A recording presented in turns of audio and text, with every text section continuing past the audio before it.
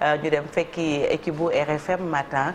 ñuy dalal Mamadou Diagne Sy Mbengue directeur général bu SNHLM yaa ngeen jëf dalal li ba sëlmal rek mu wax allahumma inni as'aluka bismikal hafizi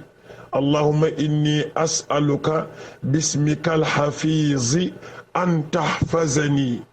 allahumma inni as'aluka bismikal hafizi an tahfazani mu wax ko ñetti yoon yàlla sàmm ko lépp luñ ko tëralal ci ay pexe yàlla dina ko ci musal. jërëjëf Oustaz Mor ëllëg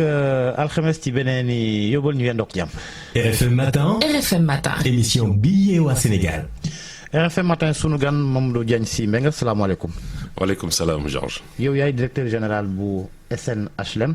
ci wàllu politique yow yaa jiite comité électoral bu Benno Bokk Yaakaar ci département bu Tivaouane nekkoon itam maire bu Tivaouane jamono ji Diop Sy moo ko nekk daañu waxtaan ci wàllum logement mais dañuy commencer ci wàllum politique d'abord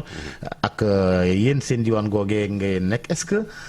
yéen juboo gi nga xamante ne moom la ñëpp doon xaar wala bokk bi ñenn ñi sabablu woon mujjee na am. waaw jërëjëf Georges maa ngi lay nuyu di leen remercier ci invitation bi jubóo boobu ngay laaj loolu dafa nekk loo xamante ni xëy na ci élection locale yi gisoon nañ rek ni amoon nañ candidat yu bari ku nekk am yéene jiite Tivaouane parce que da ngay yaakaar ni sa bopp nga ci gën a wóolu waaye bu ci cëppaandaw la monsieur Demba Diop Sy nekk maire Tivaouane Abdoulaye Ndiaye Ngalgou bi nga xamante ni aussi candidat la woon man tamit ma nekkoon candidat lii wane ni jiboo boobu dëgg la si ñun élection yi le 26 janvier la am bi le 23 janvier bi mu amee le 23 janvier le 29 janvier maanaam juróom-benn fan après laa woo sama juróom fukk ña ngi fa woon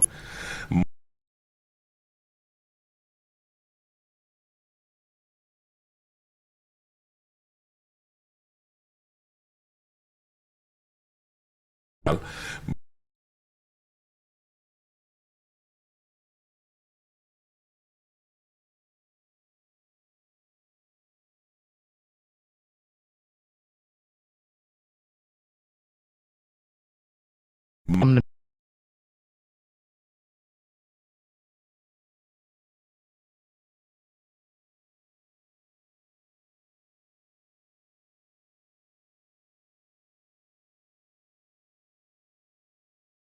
diwaan passé lañ fa gis ak Ousmane Sonko li ma ta bàyyi xel la. waaw tiituñu si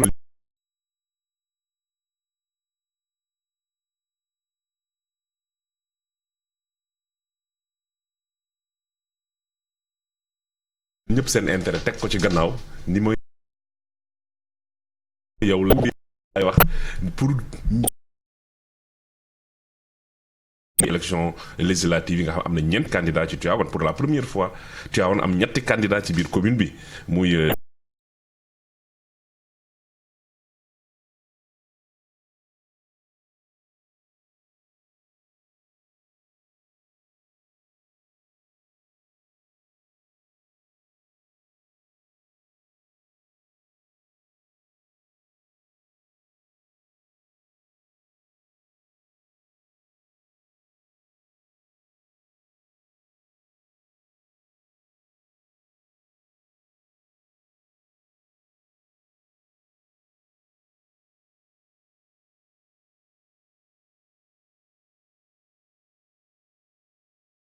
wax mais daf mel ni dinañ ko gagné waaye nag ci taux bi. mais daf mel ni da ngeen woote wàllu de. dañu woote wàllu maanaam Diop Sy. Diop Sy dëgg la. ndax jamono daanu leen woon. dafa yàgg di jàppale président bu fekkente ni nii du élection législative wante élection yii ñu jublu moom si boppam moo décidé boppam si également digganteem ak président ak aussi bi ñuy dem ci élection yi suñu kilifa ñun ñëpp la xalif général des Tidianes tegoon ñu ni lu ma gënal mooy yéen ñëpp ngeen nekk benn lu ngeen utati ngeen fexe ba kenn jiitu loolu jot woon na mën a nekk si élection locale yi ndaxte ku si nekk am na foo toll woon si préparation ba wóolu sa bopp am ay militants yoo xam ne jafe woon na loolu am moom nag may wax ni boobu xanaa peut-être da nga jàpp ni peut-être loolu boobu amoo ko moo tax nga nangu rangé wala. rangé wu mooy. peut-être ngeen jubóo ci. non waaw jubóo mbooloo mooy doole effectivement bu fekkante ni ñun dem nañu Benno Bokk Yaakaar am kenn si ñun ku beru woon ba tey mën nañu am victoire mais résultat yi ñu soxla nii lañ ko bëggee nekkul loo xamante ni dañu toog ni dañu tiit su kii ñëwul duñu am résultat mais naturellement ñun ñuy jàppale président de la République yëpp ñun ñoo teg suñu intérêt bopp suñu gannaaw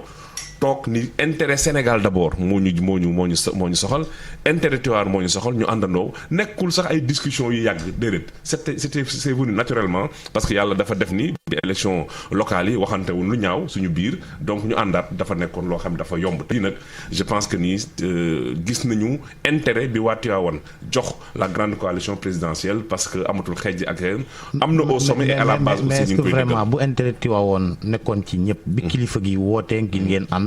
au moins ñenn ñi bàyyi waaw may préciser rek gis nga kilifa gi bañ toogee ak moom waxul ni tànn naa diw ñu ko déedéet. non li ko gëndal moom mooy ngeen booloo ñëpp ko mais mu jot am koo tànn d'accord nañu mais koo xam moom dafay wax ni dafay préférer sur le plan politique mu bàyyi nit ñi ñoom ñuy demal seen bopp donc loolu la woon mais c'est pas parce que dafa joxe woon digal respecté wuñ ko bu ñu woon tey jii ci boobu Diagne si laa tànn ñëpp dañuy bàyyi bu ñu woon Diop si laa tànn ñëpp dañuy bàyyi mais dafa ñu waxoon waxtaan leen si seen biir waxtaan biiru politicien nag ak tout ce qu'il y a comme masse derrière yombul woon mais dem nañ def campagne bi civilisée amul violence amul dara kuy gagné. Qu'est-ce qui s'est passé pour nga ñàkk mairie bi Sono Yow? mairie Tivaouane xam nga bu ñu ma posé question ñu ni ma lan moo tax nga ñàkk mairie Tivaouane man dama nekkoon benn maire boo xamante ni dama doon maire bi ma waroon a doon mais léegi damay wax ni le grand défi ci siècle bii ñu nekk le grand défi ci millénaire bii ñu nekk mooy l'exigence des populations dama wax ni man xëy na dama nekk maire bi ma waroon a doon te nekk moo woon maire bi ma bëggoon population yi doon ko exemple bi ma siy joxe bu très simple rek xam nga soo demee si rajo nit ni la monsieur le maire liggéey nga wante wax ma ñaata ngénte nga dem si Tivaouane pour man loolu critère bu ñuy nattali mais kooku moom foofu la lay natt. dañ la gisul. waaw mais c'est normal non dañ may xam nga loolu wax bu ñuy wax la wante maire boo xamante ne ni musuloo raté week-end te biir semaine bi au moins parce que Tivaouane léegi président Macky Sall may nañu benn autoroute boo xam ni en 1h15 nga yegg. chaque semaine di nga dem mais soo demee da ngay def ay séances de travail yow ak sa secrétaire municipal def ay audience yoo xam ni pratiquement booy jógee Tivaouane 2h du matin mais nag nekk sur le terrain tout le temps boole kook nag am une grosse responsabilité. au niveau national. est-ce que yaa ngi koy nekkoon directeur général du presse d'abord. doon war di ut 8 milliards par mois. pour fay ay retraités kooku mënu ko booleeg. est-ce que correction yooyu yaa ngi koy apporter parce que quand même on sait que élection proximité bi am na solo. il faut que nit ñi gis la ñoom wax nañ la ko déjà lan moo tax peut-être ñu sanctionné ci loolu. ci législative pour peut-être ngeen bañ a ñàkkati itam. oui proximité bi d'ailleurs ñun ci élection yi loolu la ñu favoriser mais commencé wuñ ko rek ci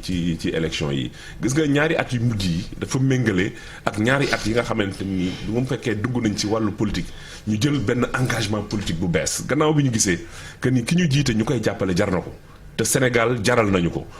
donc proximité avec la population moom je pense que ne loolu moom c'est wax boobu c'est derrière nous les gens nous ñaari at yu mujj yi même avant élection yi tout le temps on était à Tivaouane bu ñu doon dem benn yoon ñaari yoon dañ doon dem ñetti yoon et que effectivement au moins ñeneen ñi nga xam ni ñoom laa xëkkal langue politique bi tey jii je pense que même du point de vue d'approche defuñu ay caravane ay meeting on est en train d'aller parler aux gens et c'est des gens yoo xamante ni nag dañuy gis bis bu nekk parce que population yi mooy bu ñu la soxlaa ñoom seen soxla bopp nga nekk ci gannaaw bi nga doxalee li nga war a doxal ci mairie bi ci wàllu ay infrastructure ci wàllu réorganisation administrative ak yooyu buñ la soxlaa ak ko xam Tivaouane xam ne dëkku diine la bari na ay xew-xewu diine au-delà des fêtes musulmanes toujours ñu ngi ci seen côté et ça xëy na maa koy wax tey mais soo demee ci côté population yi dinañ la ko confirmer muy ci wàllu modernisation ville bi tamit est-ce que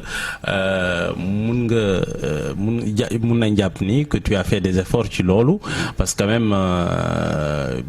Tivaouane war na rattraper wu ci lu bari ci wàllu ay infrastructure. oui dëgg la dañ nekk dëgg boo xam ni tey suñ koy tudd Cheikh Seydi Hadji Malick moom moo tax moom nag deful woon option ci defar ay infrastructure option daf ko jëmale woon ci defar jikko yi mais ñun ñoo dem ba benn jamono ñu ne nag jamono mi ngi dox soxla nañu suñu dëkk bi lu nekk am ci mais loolu président de la République Macky Sall moo ñu ci njëkk a jàppale ay la yéwén ndax ba mu ñëwee Tivaouane bëgg fanaan Tivaouane parce que Tivaouane dëkk diine la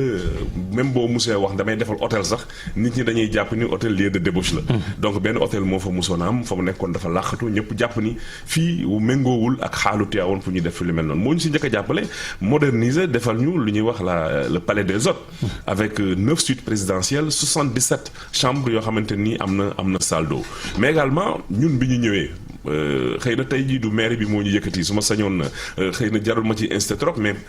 figurez-vous man bi may nekk maire dama ñëw fekk ñu lakk maire yu Tivaouane c'est-à-dire que dama nekk maire aw ma benn bic bu ma fekk ñu bàyyil ma ko fa parce que maire bi dafa lakkoon aw ma ay locaux donc j'ai pris la mairie dem sama kër toog ni fan lay commencer mais li ñu njëkk a def mooy créer une administration municipale état jàppale ñu tabax benn hôtel de ville bu mucc ayib plus de 200 millions équipé ko mais créer une administration parce que loolu aussi suñu métier la ku dem Tivaouane dañ xam ne tey mairie Tivaouane y a une administration qui marche mais yamuñ foofu on a eu des réalisations Tivaouane dañ ko étendre depuis 2008 yokk ci lu toll ci 30 villages qui sont devenus des quartiers de Tivaouane musuñu woon d'après ñoom li ñu waxoon yëg ni dara jóge na ci Tivaouane jëm si ñoom mais mairie si boppam taqale na village yooyu ak Tivaouane bu njëkk ba ci ay piste lan la doon defal hôpital Tivaouane bi parce que quand même gis nañ ñi nu mu mel président de la République su ma fàttewul sax nee na dina leen jàppale ngeen am hôpital bu bees. waaw xam nga hôpital Tivaouane mais hôpital Mame Abdou Aziz Dabakh ak ce qui s'est passé yàggul les bébés. malgré ce que les gens disent. dans le cadre du programme de modernisation de Tivaouane njëkkoon nañ def foofu 600 millions de francs CFA pour relever le plateau technique de l'hôpital te hôpital bi dañ ko tudd yoon hôpital de niveau 1 mais spécialité ya fa am déjà avant muy nekk parce que relevé dañ ko niveau 2 loolu ci sant yàlla dañ si doon xeex bind ci ministre bi mais hôpital bi déjà je dis que administrativement dépendrul woon ci mairie parce que c'est le conseil départemental la présidente moom moo nekk également président conseil d'administration mais dañuy jàpp ni soo nekkee maire d'abord da nga am des compétences d'ordre général lépp loo xamante ni dafa soxla askan bi da nga ci war a dox donc je dis malgré tout ce que les gens disaient loolu amoon na mais Tivaouane moo toll si dayoom foo xamante ni nii hôpital boobu doyatuñu woon ci wàllu niñ ko bëggee parce que di nit sax dina feebare fu sori ni man Tivaouane foofu la sama wasila ne naa dem ñu faje ma foofu même su may dee ma deewee foofu effort yooyu defoon nañ ko ñun suñu wàllu bopp jógoon nañ bés seeti waa AGETIP parce que administration lañ nekk xam nañ naka lay doxee boobu gisoon nañu locaux yi vétusté na ñu jëlaat 200 millions pour réhabiliter l'hôpital foofu lañ jógee woon sax ba FONSIS ñëw ñu bëggoon a defaat ak beneen yokk bu ñuy def ci biir hôpital bi man participer naa réunion yi bari fii à Dakar avec le FONSIS avec le ministre de la santé bind ministre de la santé ñaan ko également ñu am hôpital bu bees may wax rek ni hôpital bu beesu Tivaouane bi le président de la République teg xeer wu njëkk wi récemment du li xew Tivaouane drame bi moo ko indi la preuve elle est très simple mooy man maa nekkoon maire man maa signé délibération bi affecté les 6 hectares au ministère de la santé te boobu lakk gi amagul nit ñi nag dañ jàpp ni lakk gi dafa am ñu def benn réaction non c'était déjà programmé te loolu insha allahu taala dans les 18 mois à venir dinañ am ñu tënk tuuti ci wàllu politique ba léegi laata ñuy dugg ci logement ndax mu mënta ñàkk yow noo mën a ñàkkee élection yi ci commune bi ñu dénk la comité électoral département ça c'est l'exception tivaouanoise parce que effectivement bien que ni ñàkk nañu élection yi mais defe naa ne ñun biñ ñàkkee élection yi jóge ci tamit kenn gisuñu ñu toog wane nañu à la face du monde que ni la ñu yoroon démb ak bërgi démb parce que nag ku amul mbooloo ci commune kay si am nañ mbooloo parce que mbooloo département te mu jafe la ki gagné am na 7000 voix ñun ñu am plus de 5000 voix plus de am na maire yu bare ci Sénégal élire nañ leen te éliruñu leen ak 3000 voix te loolu mooy ñii ñu voteel nag bokkul ak suñuy ay militants je pense que bu dëgg dee dëgg ku ñëw Tivaouane di nga xam ni réalité bi ba léegi ñun ñoo nga fa ak suñu mbooloo ak ñi nga xamante nii ñoom la ñu séqal langue politique bi soo gisee ñi ma séqal langue yi di nga ko waxee nga perte élection ñu jiital la dañu xam ni effectivement am na ay critères yu tax ñu tànn la mooy mën nga wax ak ñëpp mën nga dem fu nekk seq nga ak jàmm ñëpp et puis soo waxee aussi dinañ la léegi ci logement yi yooyu ay DG SNHLM Georges mi ko doon wax sànq président de la République bi mu ñëwee gis ni problème logement am na loi bi sentir nañ amul benn solo changé wul lu bëri nee na 100 000 logements programme la boo xamante ni def ko teg pour permettre nit ñi mën a am logement si wàllu woowu la yéen SNHLM am ngeen ci wàll est-ce que déjà fu mu toll nii presque il est en fin de mandat nous sommes en 2022 2 ans moo ko dese 100 000 logements yooyu fu mu toll est-ce que am ngeen ci 1000 déjà. mais déjà li nga wax nga ni loi bi amul benn solo c'est-à-dire que à l'épreuve des faits on s'est rendu compte que c'était difficile d'application parce que logement loi de l'offre et de la demande la logement ni mu seere Ndakaaru seere wu ko Tivaouane nga xamante ni falaa jógee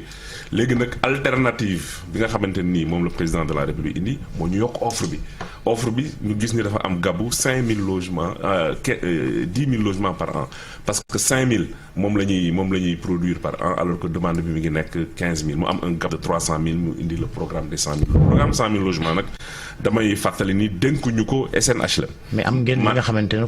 war ngeen ko cee dugal. si am ngeen ci responsabilité non seulement am nañ ci responsabilité mais ñun suñu bopp dañ ci am cër bu mag parce que am nañ benn contrat d'objectif ak état bi pour construire pratiquement le quart des 100 000 logements si première phase bi 60 000 ñu construire ci 15 000 am na ay jafe-jafe dans la mise en œuvre mais SNHLM au-delà du. loo leen defagum concrètement lu ñu defagum SNHLM mooy tey jii soo demee ci njaxiraat. bii ma lay wax bala muy yàgg fekk on a déjà réceptionné laa wax ba jox am na ñu dem dëkki. ñu jox leen seen ay caabi parce que on a construit sur Ndiakhirate au moins 200 logements soo demee Kébémer Gueye SNHLM tabax na fa am nañ fa un programme de 300 logements yoo xam ni 25 yi pare na ba ñu réceptionné ko soo demee Kaolack am nañ fa benn programme bu mel noonu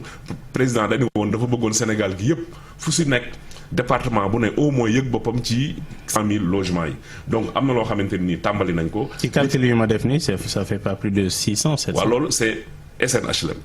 dëgg la liñ ci tabaxagul mu bariwul parce que xam nga un projet immobilier mën nga ko waajal rek projet bi rek laa wax immobilier pendant 5 ans mais bi le président a voulu ñu dem vite dénk ko rek le secteur public privé yi daf leen cee cëral bu baax a baax jox leen ay avantages ni la dañ lay jox suuf gratuitement doo fay TVA impôt sur les sociétés 50% ngay fay doo fay les droits de douane. Concrètement vous pensez que les 100 000 logements là 10% yi mën nañ ko réaliser ci mandat bi. à condition que li nga xamante ni ñu moo ci suñu gis-gis moo ñu def une production industrielle dafay laaj écosystème de la construction bi yëpp ku si nekk jouer ci sa partition mais bu dee dañuy jox SNHLM muy tabax de manière comme niñ doon tabaxee de manière classique keneen di tabax de manière classique loolu dina jafe moo tax tey jii am na ay partenaires yu ñëw ku mel ni avec le ministère ñi ngi installé ay usines au niveau du Lac Rose au niveau du pôle urbain ñooñu mën nañ di produire benn logement wala ñaari logement ñenn ñi même fukki logement par jour ak ay techniques yu bees donc techniques yi nga xam ne moom la ñuy tabaxee logement yi du bokk ak jël fer jël béton tabax loolu day jël temps donc xëy na fi mu toll nii préparation yi yàgg na mais bu jëlee enveloppe production industrielle lay doon effectivement loolu mooy permettre au moins bu ñu amul le taux de 100% ñu avancer ci bu baax a baax. jërëjëf Mamadou Diagne Sy Mbengue. jërëjëf. jëw yaay directeur général bu SNHLM nekk njiital comité électoral départemental bu Benno Bokk Yaakaar ci département bu Tivaouane jërëjëf Mouhamed Alim Ba mi ma àndaloon ci waxtaan wi nuyu ak ziar suñu mbokk yi ca TFM ñu yendoog jàmm. ñu delloo leen ziar bu baax waa RFM matin Mamadou Diagne Sy Mbengue nekkoon maire ay jamono maire ab dëkk bu sell bi di Tivaouane bokk Benno Bokk Yaakaar directeur général bu SNHLM lañ doon dalal ñaareelu pàcc bi door na mbokk yi xibaar yi lañ koy dooree ànd ci ak sunu bàjjenu gox.